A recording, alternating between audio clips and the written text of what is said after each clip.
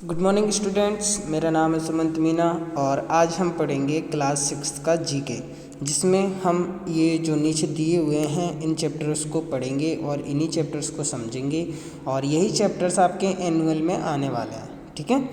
और इससे पहले के जो चैप्टर मैंने आपको टिक करवाए थे वो सारे टिक किए हुए चैप्टर्स हाफ ईयरली में आ चुके हैं और आज जो हम जो चैप्टर पढ़ने वाले हैं वो चैप्टर आपके एनुअल एग्ज़ाम में आएंगे। 25, 31 और चैप्टर 34, चैप्टर 39 और 49, बस ये ही चैप्टर आपके एनुअल में आने वाले हैं। ठीक है, तो चलो हम स्टार्ट करते हैं। चैप्टर को समझना है हमें, कैसे हमको चैप्टर को समझना है, कैसे इसको सॉल्व करना है। ठीक है, पहला क्वेश्चन पहले आते हैं हमारे 25 चैप्टर में आते हैं नो योर बॉडी।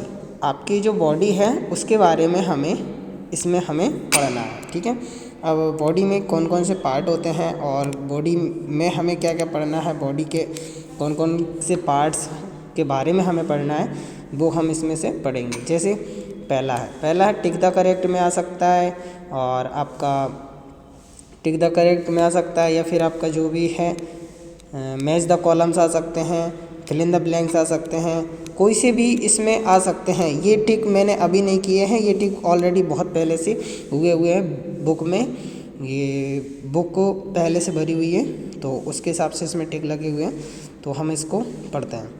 पहला है determines the blood group in the human body. मतलब जो ह्यूमन बॉडी होती है उसमें ब्लड मतलब खून को डिटर्मिनेस कौन करता है? आरबीसी, डब्ल्यूबीसी कौन करता है? आरबीसी या फिर डब्ल्यूबीसी या फिर प्लेटलेट कौन करता है? बताओ। आरबीसी का मतलब होता है रेड ब्लड सेल्स और डब्ल्यूबीसी का मतलब होता है वाइट ब्लड सेल्स और प्लेटेड तो प्लेटेड होती है। तो इनमें से कौन रक्त का संचार करता है? तो वो करता है आरबीसी। कौन करता है? आरबीसी। आरबीसी का मतलब होता है रेड ब्लड सेल्स। ठीक है, तो हमारा ये पहला हो जाता है। अगला आएगा आपका आर यूज्ड इन रेस्पिरेशन। मतलब रेस्पिरेशन के लिए किसका यूज़ किया जाता है? ठीक है, तो रेस्पिरेशन के लिए लंग्स का यूज़ करते हैं, स्प्रिकल्स का यूज़ करते हैं या फिर गिल्स का यूज़ करते हैं। बताओ किसका यूज़ करते हैं? तो हम रेस्पिरेशन मतलब सांस श्वसन के लिए, श्वसन मतलब सांस लेने और छोड़ने के लिए हम किसका यूज़ करते हैं? लंग्स का यूज़ करते हैं। ठीक है, अगला आएगा the smallest cell in the blood cells. ब्लड में सबसे छोटी सेल्स जो होती है वो कौन सी होती है? आरबीसी नहीं होती, डब्ल्यूबीसी भी नहीं होती, इसमें होती है ब्लड प्लेटेड। कौन सी होती है? Blood plates. 4th नंबर पर है the fill in the blank of the body grows fastest you until the age of 5। जब तक 5 तक मतलब जब तक आप 5 साल के नहीं हो जाते हो तब तक बॉडी का कौन सा हिस्सा सबसे ज़्यादा फास्ट ग्रो करता है? लेग्स। कौन सा ग्रो करते हैं? लेग्स। टंग मतलब जीभ, ब्रेन मतलब दिमाग, लेकिन लेग जो है 5 साल की उम्र तक बहुत ज़्यादा जल्दी ग्रो करते हैं। अगला आता है the smallest bone in the human body is found in the. जो बॉडी की सबसे छोटी हड्डी है वो कहाँ पर पाई जाती है? आर्म मतलब हाथ में, लेग मतलब पाँव में, ईयर मतलब कान में। तो ये कहाँ पर पाई जाती है? कान में, ईयर में पाई जाती है। ठीक है, 6th वाला है energy intake from food is measured in. जो एनर्जी इनटेक फ्रॉम फूड है वो काय में मापा जाता है? बोल्ट्स में, कैलोरीज में या हर्ट्ज में? तो हर्ट्ज में तो ध्वनि मापी जाती है, बोल्ट्स में तो बिजली मापी जाती है और कैलोरीज में ऊर्जा मापी जाती है। तो आप जो खाना खाते हो वो किस में? ऊर्जा में कन्वर्ट होता है और ऊर्जा को हम कैलोरीज से प्रदर्शित करते हैं। 4th नंबर पे आता है other name of tetanus is. Other tetanus का अलग नाम क्या है? तो उसको हम लॉकजा भी कहते हैं। ठीक है, हाइड्रोफोबिया, रेबीज, लेकिन हम लॉकजा को हम क्या कहते हैं? टेटनस कहते हैं। ठीक है, टेटनस को हम लॉकजा कहते हैं। 8 नंबर पे है सेंस रिसेप्टर्स कनेक्ट टू। जो सेंस रिसेप्टर्स होते हैं वो कनेक्ट रहते हैं किससे? Part of the brain. किससे? ब्रेन स्टेम से, द मिड ब्रेन से या फिर द कॉर्टेक्स से। तो वो किससे कनेक्ट रहते हैं? द कॉर्टेक्स से कनेक्ट रहते हैं। अगला आता है इसके बाद 9 नंबर पे आता है fill in the blank consist of medulla oblongata, तो उसमें क्या है, हार्ट है, लीवर है या फिर ब्रेन है, तो उसमें क्या आता है, ब्रेन आता है। ठीक है, इसके बाद आता है 10th नंबर पे the teeth which helping in biting the food are called, जो जिन दांतों का इस्तेमाल हमें खाना काटने में, जैसे हम खाना चबाते हैं, उनको खाने को काटने में किया जाता है। देखो, खाना चबाने वाले अलग दांत होते हैं, ठीक है, और खाने को काटने वाले अलग दांत होते हैं। ये चबाने वाले हो गए, और जो काटने वाले होते हैं वो ऐसे होते हैं, और चबाने वाले डाढ़ होती है जो पीछे रहती है, और दांत आगे के होते हैं।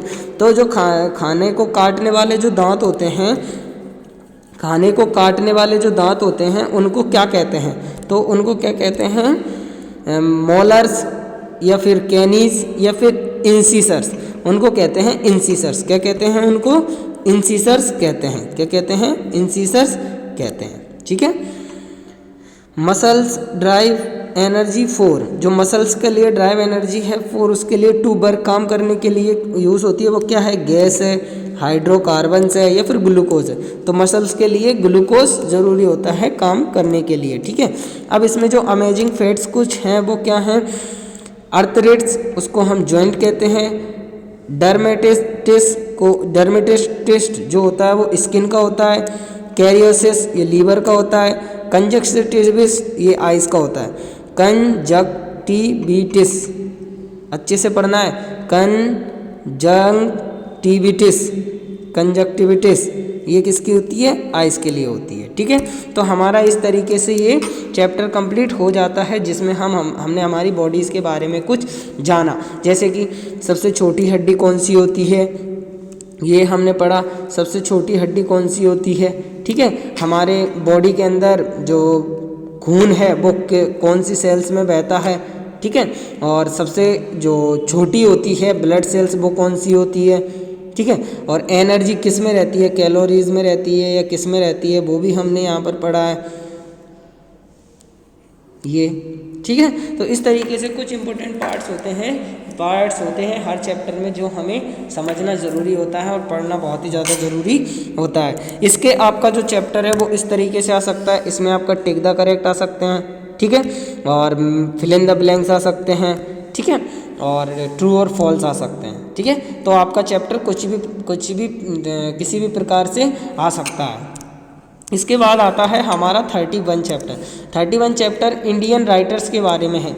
इंडियन राइटर्स मतलब भारतीय लेखक जिन्होंने पहले कविताएं, स्टोरीज जो हैं लिखी थी, गद्य पद वगैरह लिखे थे, उनके बारे में ये है। तो हम इनको बिना टाइम गवाए जल्दी से समझते हैं। पहले हैं Munshi Premchand was a well non writer of modern Hindu Urdu literature. जो प्रेमचंद्र जी थे वो बहुत ही ज़्यादा मॉडर्न हिंदू और उर्दू के लिटरेचर थे, मतलब वो ज़्यादातर मॉडर्न और हिंदू और उर्दू में ज़्यादा स्टोरियाँ लिखा करते थे। ठीक है, लिखा करते थे। His contribution in literature have been characterized by the simplicity of the language he had used. His works include पंच परमेश्वर, उन्होंने क्या लिखा था, पंच परमेश्वर, मंत्र, प्रेम पूर्णिमा एंड राम कथा टू लिस्ट ए फ्यू, मतलब जो उन्होंने टोटल लिखे थे उनमें से कुछ ये हैं, पंच परमेश्वर है, मंत्रा है, प्रेम पूर्णिमा है और राम कथा है। ठीक है, सेकंड नंबर पर आते हैं well known as a gorgeous, इनको बहुत अच्छे से जाना जाता था, कॉर्जियस के तौर पर जाना जाता था। राइटर सलमान रजदीस, इनका क्या नाम था, राइटर सलमान रजदीस। ये मुंशी प्रेमचंद है और ये राइटर सलमान रजदीस है। ठीक है, नंबर से दिए हुए हैं तो आप उनको उसी तरीके से समझते भी जाएं। Depict work originally he mainly wrote the link between the east and west, इन्होंने ईस्ट और वेस्ट के बीच के लिंक को इन्होंने लिखा था। And so has been appointed as knights bachelor, इनको नाइट्स बैचलर के नाम से भी जाना जाता था। फॉर इस कंट्रीब्यूशन टूवर्ड्स लिटरेचर, इन्होंने भी साहित्य में अपना बहुत ही ज़्यादा योगदान दिया था। फिर थर्ड नंबर पर आते हैं APJ अब्दुल कलाम, जो कि ये हैं, आप इनको तो बहुत अच्छे से जानते ही होंगे। ठीक है, doctor APJ Abdul Kalam is well non for his birds on, क्या लिखा हुआ है ये, बैलिस्टिक, क्या लिखा हुआ है, बैलिस्टिक मिसाइल्स, इनको हम बैलिस्टिक मिसाइल्स के नाम, बैलिस्टिक मिसाइल्स के जरिए भी हम इनको जानते हैं, रॉकेट टेक्नोलॉजी के जरिए भी हम इनको जानते हैं। The 11th president of India, ये भारत के 11वें राष्ट्रपति थे। कौन से थे? 11वें राष्ट्रपति थे। Has adopted book like the wings of fire scientist to president, ये साइंटिस्ट से प्रेसिडेंट बने थे। And Alienated minds, his works clearly reflect patriotism। तो ये जो थे हमारे 11th नंबर के साइंटिस्ट थे, और जब मैं 10th में पढ़ता था लगभग 2015 और 16 इसके बीच में इनकी डेथ हुई थी। हमारे 2 दिन की छुट्टी पड़ी थी, इसलिए मुझे याद है 2015-16 में इनकी डेथ हो गई थी। ठीक है, 4th नंबर पर आती हैं ये मैम, इनका नाम क्या है हम पढ़ते हैं। 4th नंबर पर ये आती है। एन इंडियन नोवेलिस्ट, इनको इंडिया का नोबेल पुरस्कार भी मिला था। And a social activities Arundhati Roy, इनका नाम क्या है? Arundhati Roy rose to fame with her book God of Small Things इनकी एक बुक थी जिनके लिए इनको नोबेल पुरस्कार दिया गया था। Which got her a world wide A claim, जिसने पूरे वर्ल्ड में बहुत ही ज़्यादा चर्चाओं में आ गई थी। She is the winner of coveted awards like Booker Prize, इनको बुकर प्राइज से भी सम्मानित किया गया था। Cultural freedom prize and Sydney peace prize, cultural prize and Sydney prize से इनको सम्मानित किया गया था। ठीक है, 5th नंबर पर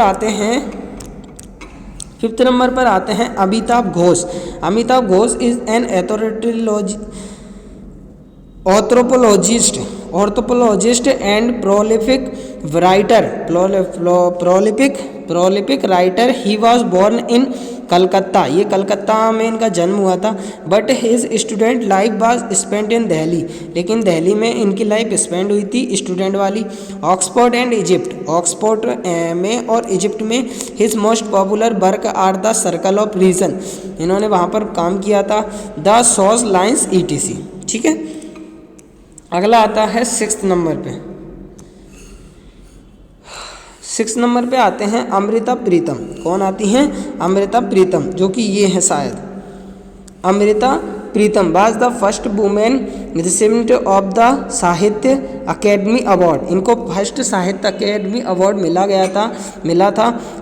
हर fiction writing was also much close to the people of the society. She has penned over 100 books, some of which have been translated in international languages। इन्होंने बहुत सारी बुक्स को इंटरनेशनल लैंग्वेज में translate भी किया था। फिर आते हैं 7th नंबर पे विक्रम सेठ। कौन आते हैं? Vikram Seth is an Indian writer, जो कि एक इंडियन राइटर है। फ्रॉम कोलकाता, कहाँ के? कोलकाता के। He is a novelist, A travel writer, A librarist, a poet and also a memoirist. He is best known for his epic novel A Suitable Boy. He is distinguished winner of the W.H. Smith Literary Award and the Commonwealth Writer Prize। इनको Commonwealth writer prize से भी सम्मानित किया गया था। फिर अगले 8 number पे आती हैं सुधा कुलकर्णी। मूर्ति इज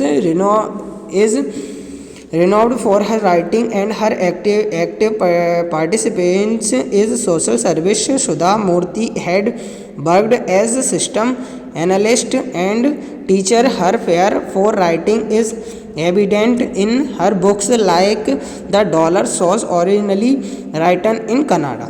तो हमें इन 8 ही नामों को याद करना है। ठीक है, अदरवाइज एक नीचे का नाम भी है R.K. नारायण, एक ये भी है, तो हम इसको भी पढ़ लेते हैं। R.K. Narayan shortened from Rasipuram के ये थे। ठीक है, राशिपुरम के ये थे। और Krishna Swami Iyer Narayan Swami is an Indian writer. He is best known for his works done in the fiction of Malgudi in South India he has won the Sahitya Akademi award. इन्होंने साहित्य अकेडमी अवार्ड जीता था for the guide which was later. ठीक है, ये आपके जो chapter है 31 Indian writers, ये आपको लिखने में आएगा राइट शॉर्ट नोट। किस में आएगा? Right short note.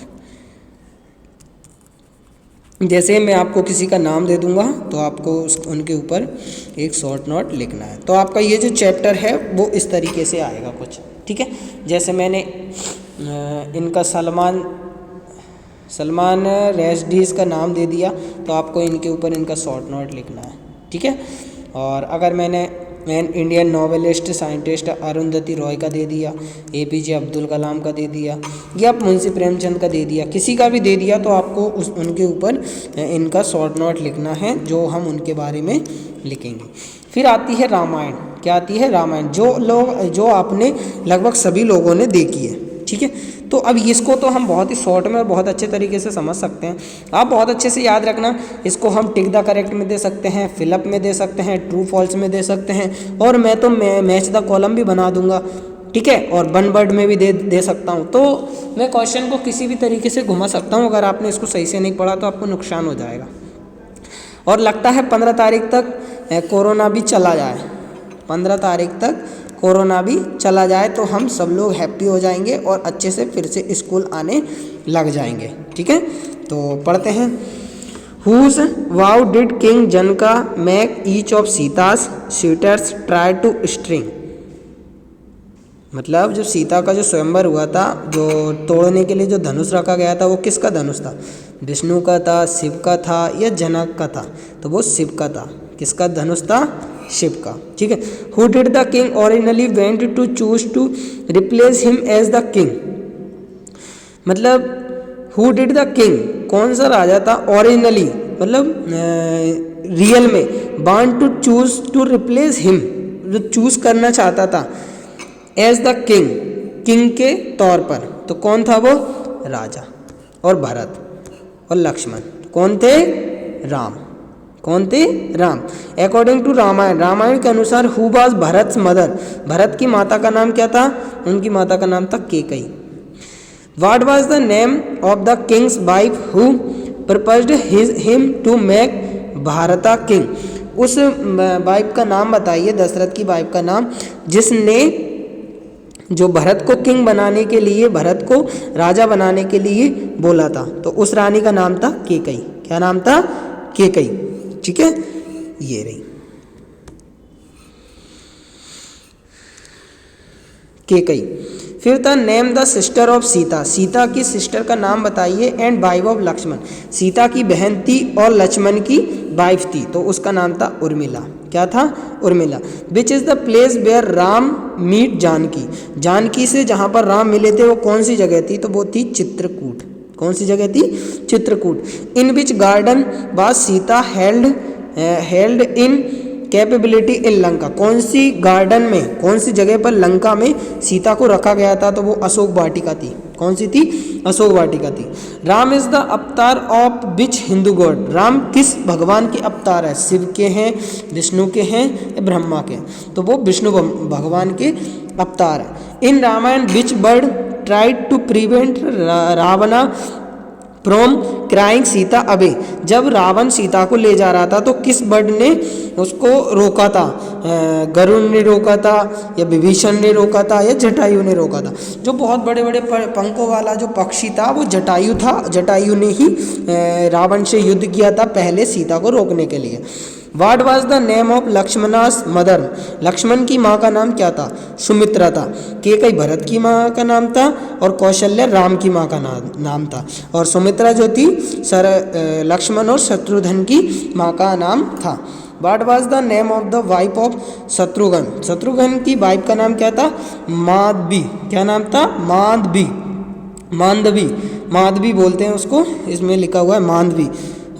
सुकृति, उर्मिला, ये जो क्या है ये? श्रुतकृति। श्रुतकृति जो था वो भरत की पत्नी का नाम था, उर्मिला लक्ष्मण की पत्नी का नाम था और सीता राम की पत्नी का नाम था। Ayodhya was the capital of which kingdom? Ayodhya किसकी राजधानी थी उस टाइम पर?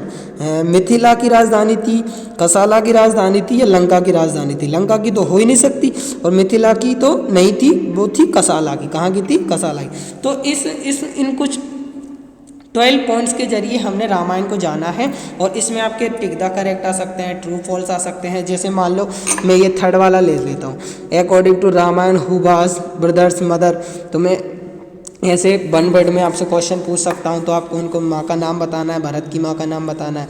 तो मैं लिख सकता हूँ according to Ramayana Kaikeyi was Bharat mother, true और फॉल्स? तो ये ट्रू है। तो according to Ramayana Sumitra was Bharat mother, तो सुमित्रा क्या भरत की माँ का नाम था? तो ये फॉल्स हो जाएगा। और मैं कैकेयी लिख देता हूँ तो ये ट्रू हो जाएगा। ठीक है, तो इस तरीके से ट्रू और फॉल्स भी इसमें बन सकते हैं। अब हम पढ़ेंगे 39 चैप्टर। 39 चैप्टर में आपके फिल इन द ब्लैंक्स हैं जो कि ऐसे के ऐसे ही आएंगे। ठीक है, what is the nickname of Glenn McGrath? Glenn McGrath का निकनेम पिजन है। क्या है? पिजन है। Where did the India play its first one day international match? India ने अपना फर्स्ट इंटरनेशनल मैच कहाँ पर खेला था फर्स्ट डे का? हीडिंगले में। कहाँ पर खेला था? हीडिंगले में खेला था। हु हैड टेरेड टाइम विद लेंसियर्स इन 2000? कौन थे वो? सौरव गांगुली। कौन थे? सौरव गांगुली। इसमें हांगुली लिखा है, ये थोड़ा जी है, इस तरीके से बना है, ऐसे करके ऐसे बना है जी, Ganguly.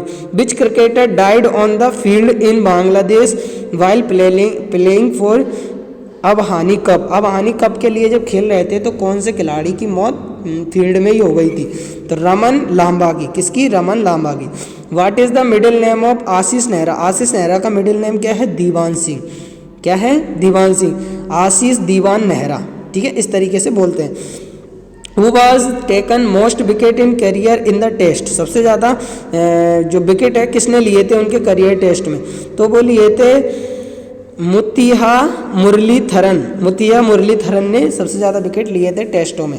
Who has made the highest individual score in 2020 game? 2020 game में सबसे ज़्यादा हाईएस्ट स्कोर किसने बनाया? तो वो है क्रिस गेल। किसने? क्रिस गेल ने। Who was the highest run? Who was the highest run score from India in world cup cricket final match 1983? 1983 के मैच में सबसे ज़्यादा हाईएस्ट स्कोर किसने बनाया था? तो कपिल देव ने बनाया था। इन 1987 से लेकर 1988 विच इंडियन स्नाइपर क्या बोलते हैं इसको? अरे यार स्नाइपर नहीं है, सॉरी, स्पिनर है वो। स्नाइपर देख कर आदत सी पड़ गई। Spinner to 16 wickets on his test debut Sourav Ganguly.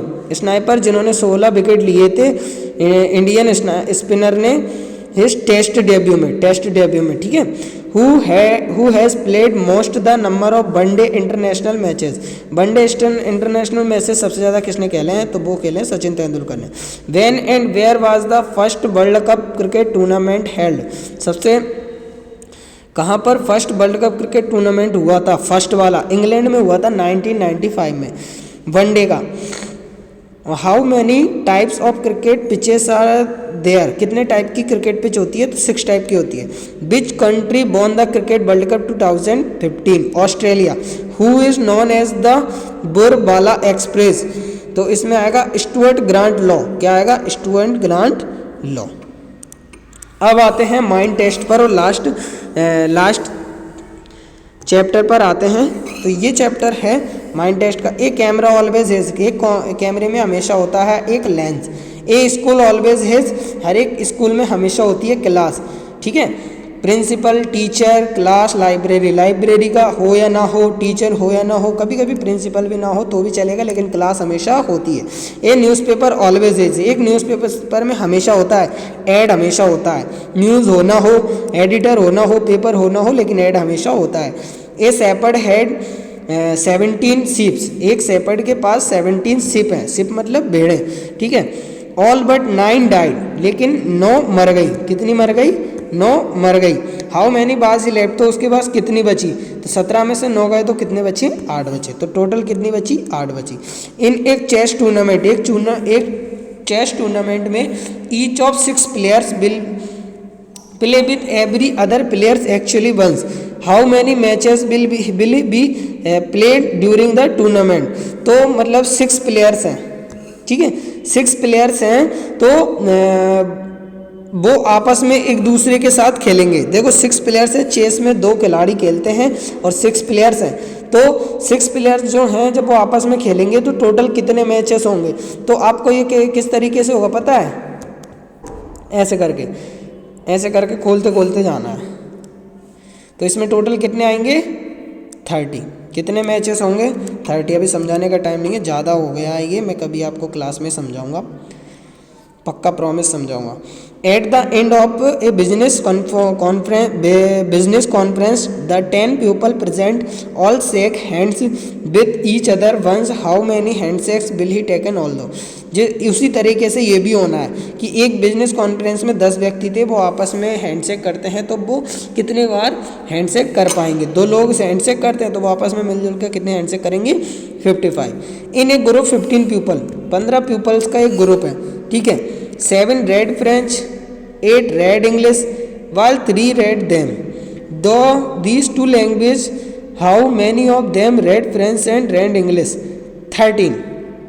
इसका मतलब समझे आप कि नहीं समझे। मतलब इन ए ग्रुप ऑफ 15 पीपल, 15 लोगों का एक पीपल है, सौरभ 15 लोगों का एक ग्रुप है, 15 लोगों का। 7 रेड फ्रेंच है, ठीक है, रेड फ्रेंच है, और 8 रेड इंग्लिश है, रेड इंग्लिश है 8। कितने हो गए, 8 और 7 तो 15, तो ये हो ही गए English. While 3 of them read none of these 2 languages, ठीक है, read French read English. While 3, जबकि 3 ऑफ देम उनमें से, रीड नन ऑफ दीज, जबकि इन दोनों इन 7 और 8 में से 3 लोग ऐसे थे जिनको दोनों ही लैंग्वेज पढ़ना नहीं आती थी। How many of them read French and English both, और ऐसे कितने व्यक्ति थे जिनको रीड इंग्लिश और रीड फ्रेंच दोनों आती है, मतलब फ्रेंच और इंग्लिश दोनों आती। तो वो टोटल है 3 व्यक्ति। कितने थे, 3 व्यक्ति थे जिनको इंग्लिश और फ्रेंच दोनों आती थी। Anita left home for the bus stop 15 minute. ये वाला क्वेश्चन आप समझो। Anita left home from the bus stop 50 minute, मतलब 15 मिनट पहले अनीता अपने घर से निकलती है, 15 मिनट पहले, ठीक है, 15 मिनट पहले निकलती है। सी टेक्स 10 मिनट टू रीच, लेकिन उसको कितने मिनट लगते हैं, 10 मिनट लगते हैं, तो कितना 5 मिनट उसने बचा लिया। Reach stop, she reach the stop 8:15 पे वो पहुंच जाती है, ठीक है।